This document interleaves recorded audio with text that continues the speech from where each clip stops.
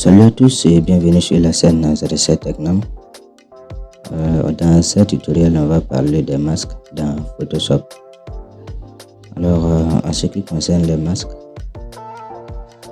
vous vous souvenez, on avait déjà vu les calques où on disait que c'était des couches qu'on superposait sur nos images afin de pouvoir les modifier sans pour autant détériorer l'image d'origine. C'est-à-dire qu'avec ça, on pouvait revenir en arrière et apporter des modifications comme on voulait. Donc, mais ça, c'était des couches qu'on utilisait sur des images, des objets. Maintenant, en ce qui concerne les masques ici, les masques vont jouer le rôle de ce que les calques jouent pour les images. Les masques vont jouer ce rôle-là pour les calques. D'accord, c'est-à-dire que les masques aussi, ce sont des couches qu'on va superposer, mais cette fois-ci sur des calques, pas sur l'image en question. Même si le calque, c'est un calque d'image, c'est-à-dire vous superposez la couche sur le calque en question. Là, vous allez pouvoir faire des modifications. Et si vous avancez et que ça ne vous plaît pas, vous aurez encore la possibilité de revenir en arrière et d'apporter des modifications et voire même supprimer les modifications que vous avez apportées. Donc, en ce qui concerne les masques aussi, on verra deux types. On a des masques de fusion et on a aussi des masques vectoriels. D'accord. Tout d'abord, on va commencer par les masques de fusion. Mais bien avant ça, je vous montre un exemple ici. Regardez. Je vais essayer de supprimer ici des parties de mon image. Là, je n'utilise pas de masque, hein. Donc, je reviens là. Et je vais... Bon, déjà, je vais dessiner ça comme ça. Je fais des trucs comme ça. Vous voyez que ce que je suis en train de faire, c'est sur mon image. Comment je peux revenir en arrière ici?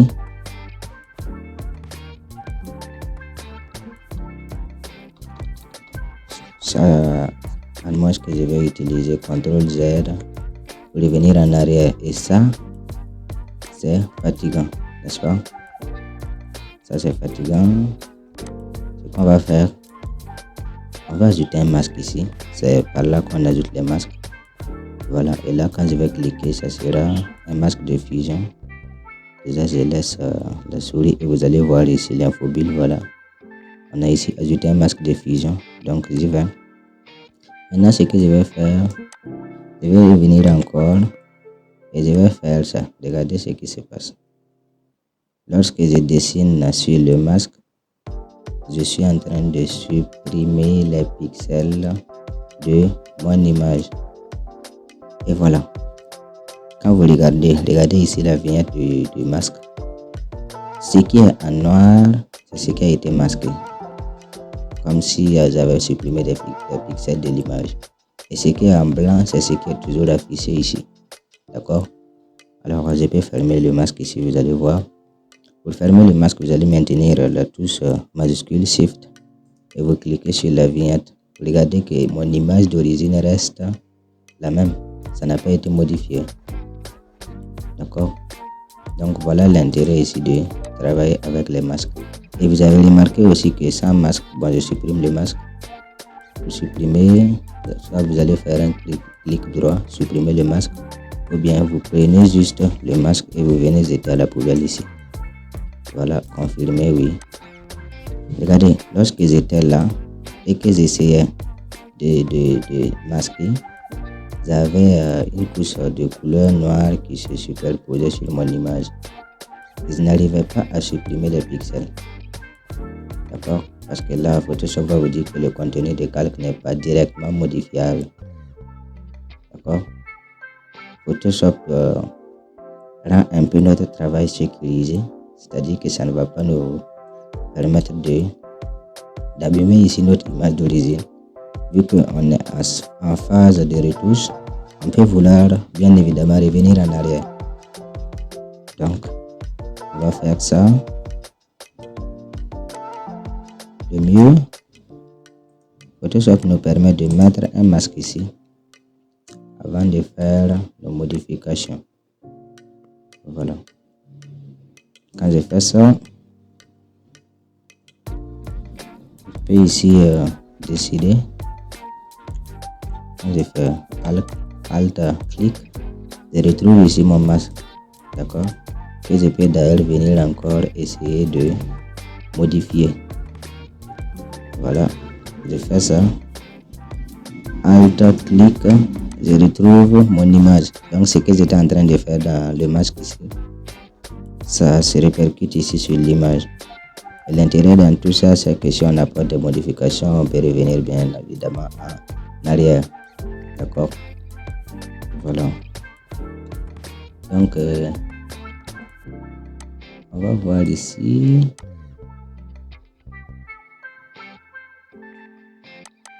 Ça, ici. Déjà, je vais sélectionner ça. Sélectionne ça. Vous pouvez utiliser les masques aussi pour faire des détourages très rapidement. Ici, je vais utiliser l'ellipse de sélection.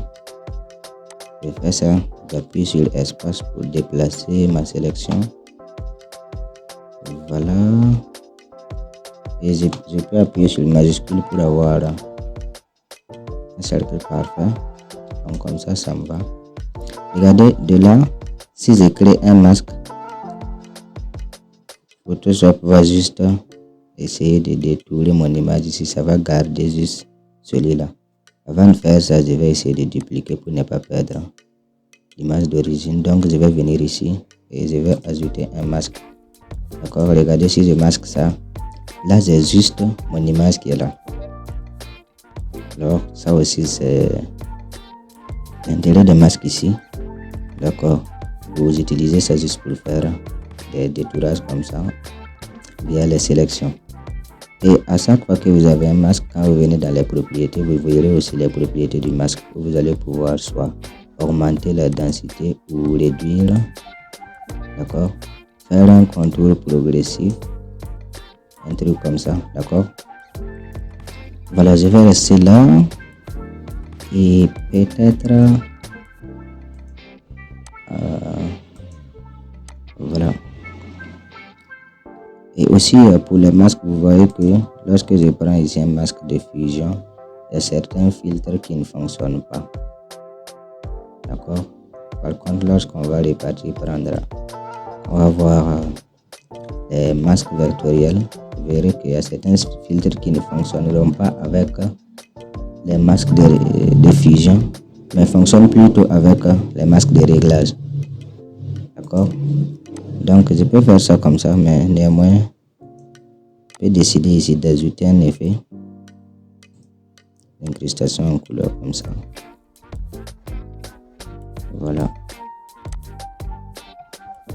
où je vais un peu réduire ça.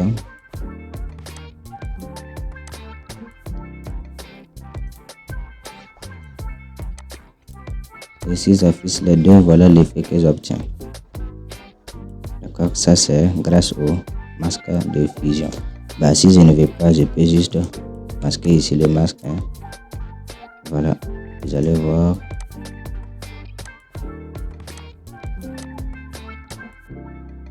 Je vais masquer celui-là.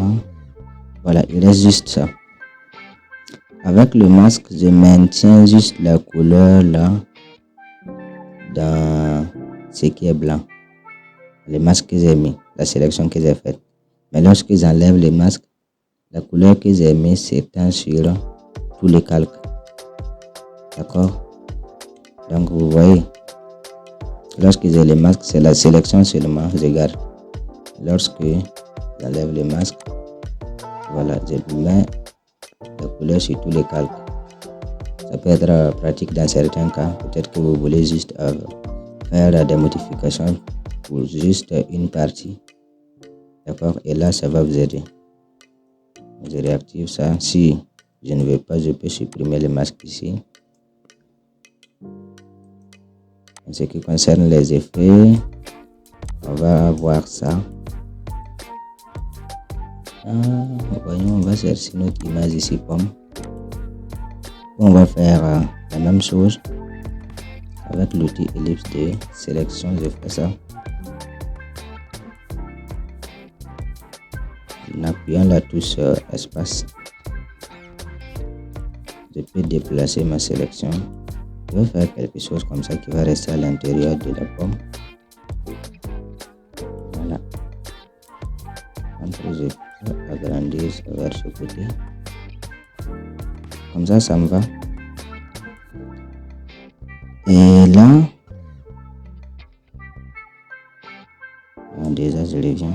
Je vais enlever ça. Voilà. Donc je duplique. Même pas besoin de truc dupliquer. Je vais juste ajouter un masque. Bien sûr, avec l'effet que je fais, je vais dupliquer quand même. Et je vais appliquer un masque ici. D'accord? Je vais encore remettre les mêmes effets qu'on avait vu. Incrustation en couleur. Voilà. Ça n'a pas bien couvert, je pense. On va reprendre la sélection. D'accord?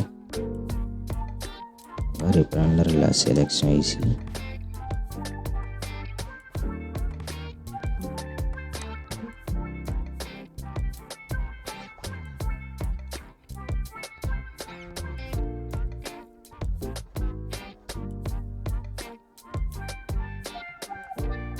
Vous allez voir que là, j'ai du mal à sélectionner juste le contour ici de ma pomme.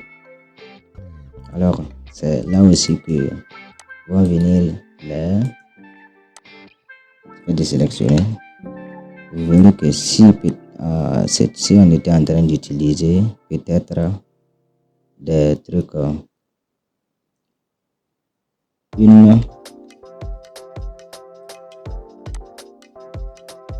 un tracé plutôt pour faire la sélection, on allait pouvoir faire une sélection parfaite de notre pomme. Donc je vais laisser ça grossièrement comme ça. Et je reprends les mêmes choses, je vais dupliquer. Là je vais appliquer un masque de fusion. Je vais repartir, ajouter un effet d'incrustation en couleur.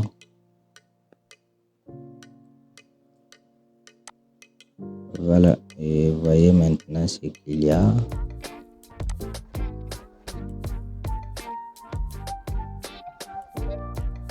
Pour avoir un truc comme ça, on modifie un peu la couleur de la pomme. Et voilà. Vous verrez aussi que là, si j'enlève le masque, j'étends la couleur sur tous les calques. Parce que le masque ici, c'est une sélection. Donc, quelque part, les masques et les sélections sont liés. D'accord? Voilà. On est en train de faire des sélections ici avec des masques. D'accord? Donc, vous allez retenir ça. Les masques et les sélections, ils sont liés. Maintenant, je pense que c'est bon. Vous avez compris ce qu'on appelle masque de fusion. D'accord? Voilà. J'utilise ça pour protéger mon image d'origine. Même si je modifie, après je peux venir encore supprimer. Voilà, voyons maintenant ce que c'est que les masques vectoriels. D'accord? Alors les masques vectoriels, ce sont des masques qu'on va obtenir à l'aide des tracés.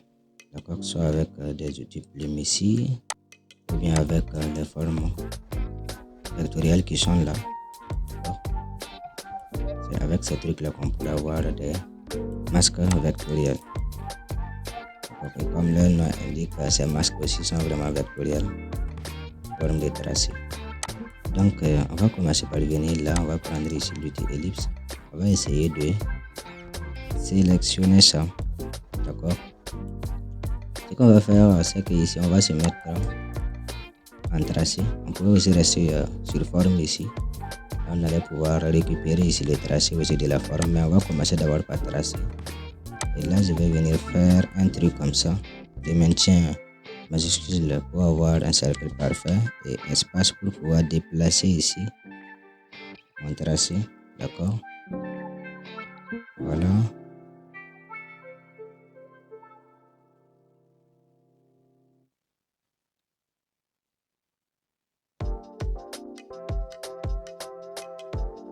Voilà, je vais pouvoir avoir un truc comme ça.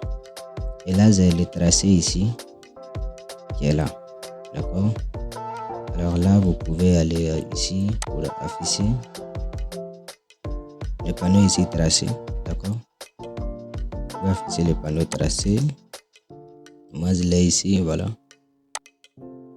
Panneau tracé. Et là, on va ici tracer de travail. On peut ici mémoriser et puis renommer. D'accord?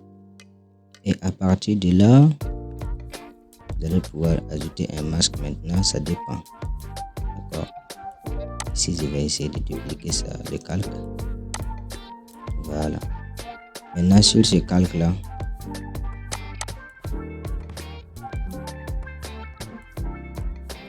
voilà, sur ce calque, qu'est-ce que je vais faire? Je vais ajouter ici un masque vectoriel. Déjà, ici, si j'appuie une fois, d'accord, si j'appuie une fois, j'ajoute un masque de fusion. D'accord? Ici, vous allez avoir dans les propriétés ici, masque de fusion.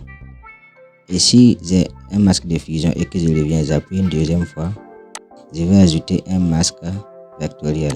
Voilà, ici, je sélectionne ça et là, vous avez ça, un masque vectoriel. D'accord? Vous pouvez aussi ne pas ajouter un masque de fusion et aller directement avoir un masque vectoriel. Mais là, il va falloir maintenir la touche CTRL avant de cliquer sur ajouter un masque et ajouter un masque. Là, on obtient directement un masque vectoriel. D'accord? Voilà, qu'est-ce qu'on va faire? Je fais ça comme ça. Vous voyez que c'est comme on disait, les masques et les sélections sont quelque part liés. Hein? D'accord?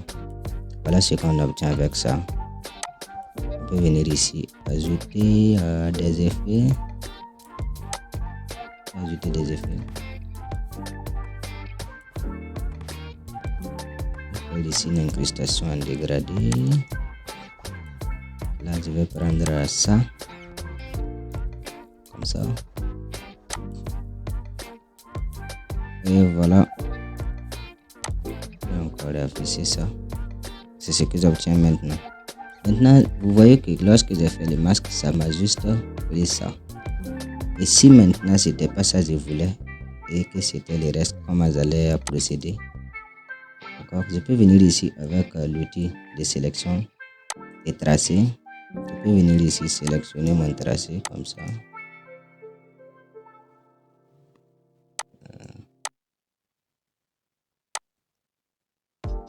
Puis je sélectionne mon tracé. Et si je prends ça, ce sera la forme avant. Là, j'ai maintenant l'autre côté. D'accord? Ce n'est plus ici la forme ronde que j'ai sélectionnée, mais le reste du calque. Donc, c'est le principe de fonctionnement ici des masques vectoriels. Parce que là, si je restais ici et que je venais dans propriété, inverser ici n'est pas fonctionnel. Donc, pour pouvoir inverser ici la sélection, vous allez utiliser ça. Donc, vous allez utiliser ça pour pouvoir sélectionner ici vos tracés. Sinon, si vous venez avec ça, vous n'allez pas pouvoir sélectionner les tracés ici. D'accord? Voilà. Il y a un outil spécial pour la sélection des tracés comme ça. Bien, vous allez avoir ici sélection rapide. Là, vous allez pouvoir modifier.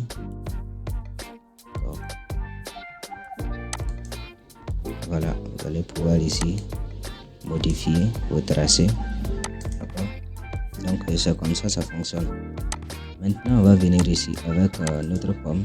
Vous voyez que pour sélectionner cette pomme là, c'est assez compliqué avec, vous allez me dire peut-être avec l'outil ellipse ou bien avec l'outil lasso.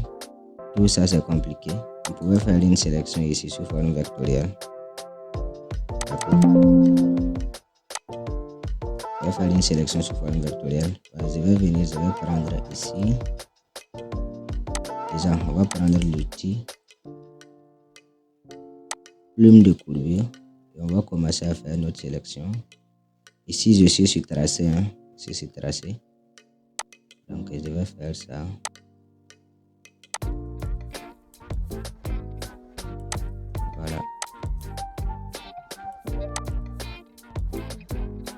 Là, je vais pouvoir mieux suivre ici les courbures de la pomme pour faire une bonne sélection. Ok. Allez, comme ça.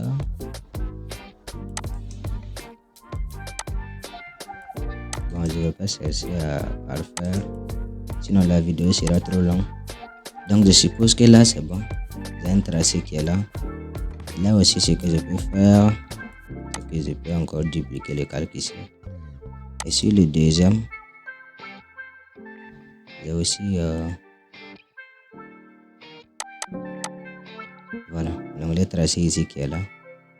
D'accord, avec ça, je peux aussi venir ici. Je vais ajouter un masque vectoriel comme ça. Ici, je masque ça.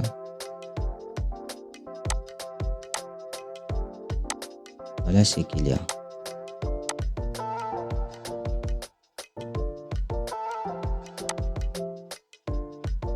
Trop lent. Voilà. Ici, vous vous souvenez, j'avais inversé. C'est pour cela ça m'a pris juste à l'extérieur et pas la pomme. Comment j'ai fait pour envoyer ça? Je vais repartir ici avec l'outil sélection de tracé. Je vais venir. Voilà. Avec associé les formes, je retrouve ma pomme ici. Donc je peux faire ça. Sur ça, je vais venir aussi ajouter un effet.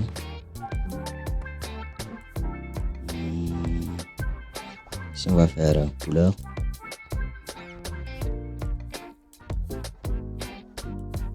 Vous allez voir l'effet que ça fait lorsque j'ajoute la couleur.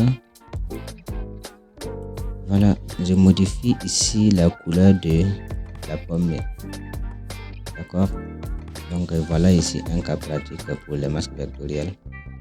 Si j'utilisais ici autre type de tracé, je n'allais pas vraiment pouvoir suivre ici les courbures de la pomme.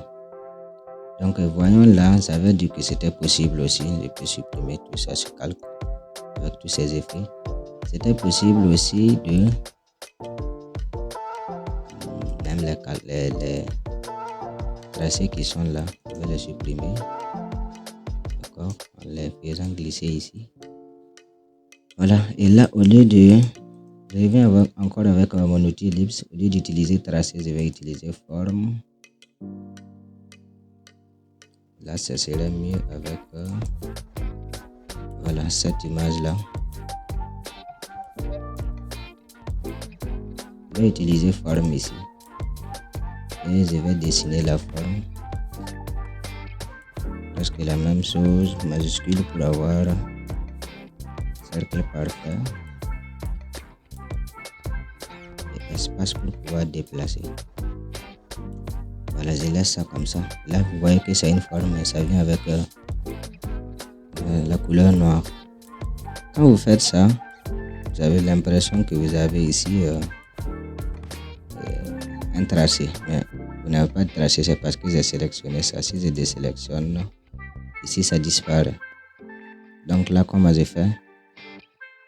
Je sélectionne encore, c'est ça. Ce que je vais faire, c'est que je peux utiliser ça et envoyer ici pour ajouter un tracé. Vous voyez que là, au lieu d'être en italique ici, c'est en normal. Maintenant, même si je supprime ici mon ellipse, j'ai quand même des tracés qui est là.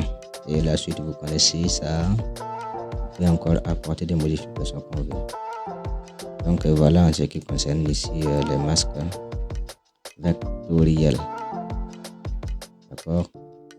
Donc j'espère que vous l'aurez compris. Si vous n'avez pas compris, n'hésitez pas à aller voir la vidéo.